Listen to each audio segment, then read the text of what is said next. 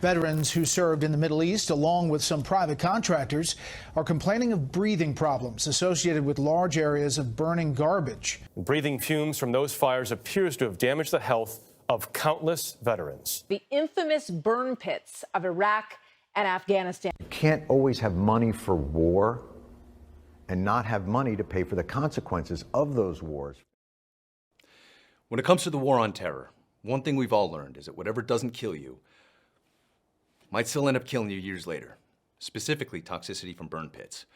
Our generation's Agent Orange has been the cause of a number of diseases ravaging veterans of Iraq and Afghanistan, from rare conditions like mucous membrane memphigoid to increased instances of cancer.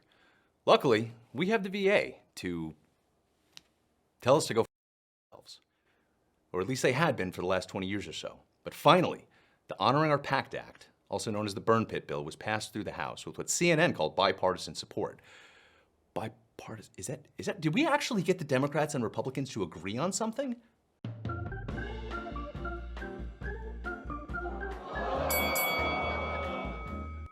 Holy shit. Bipartisan my f***ing balls. Is this what passes as bipartisan these days? Representatives from both sides simply voting? All 222 Democrats in Congress voted yes on this bill. 147 of the 181 Republicans voted no. Calling these results bipartisan when only 4% of one side supported the legislation is like gently garnishing a ribeye with parsley and calling it vegan friendly. Now, the bill still has to pass through Senate before it becomes law.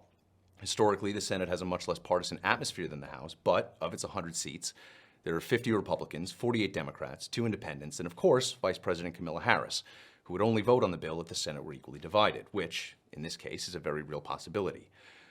You know the old adage that says that democracy is 2 wolves and a lamb voting on what to eat for lunch?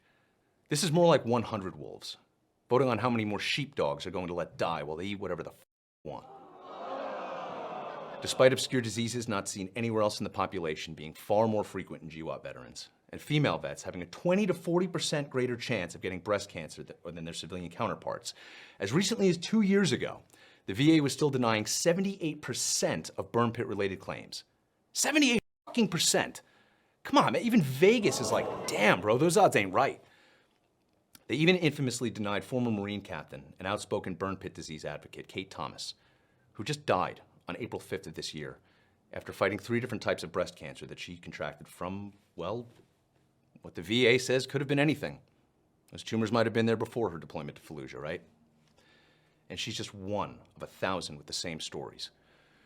You know, I could understand the hesitancy if Iraq and Afghanistan were both shining beacons of how to conduct warfare, and these burn pits were just some little blemish on an otherwise perfect record. But that's not the case. Both were unmitigated clucks from wall to wall, where our best and brightest were put through a meat grinder so the brass could pad their resumes.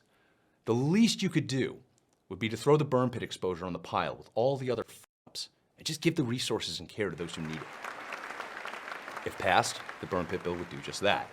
It would essentially force the VA to give GWOT veterans something that too many of our politicians enjoy every day: the benefit of the doubt.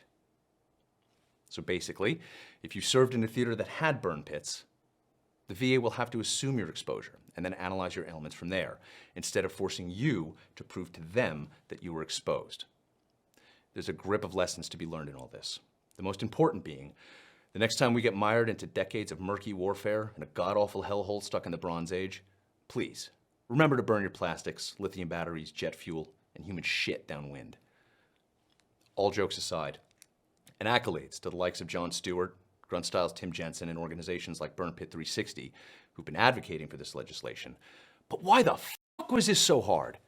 The first burn pits went up in Afghanistan in what, 2001, 03 in Iraq? That was 20 years ago. It's good that this legislation is happening now, but it's too many dead bodies too late. When our leaders say jump, we are trained and legally obligated to obediently and dutifully jump as high as we possibly can. And then when we turn to these leaders and say, help us, we're dying, they say, nah. And then these shits wonder where the division comes from and why there's so much distrust of government. Well, it starts at the fucking top. America's leaders do better. We as service members and veterans serve our nation. You, as elected leaders, serve us. The entirety of our nation's Congress, who ultimately decide our fate, was built on a foundation made from the men and women who died to preserve our right to vote and your privilege to govern. Take that privilege seriously. Do not take it for granted, or someday you won't have people willing to keep you safe at night while you sleep in a soft, padded, climate-controlled, insulated bubble.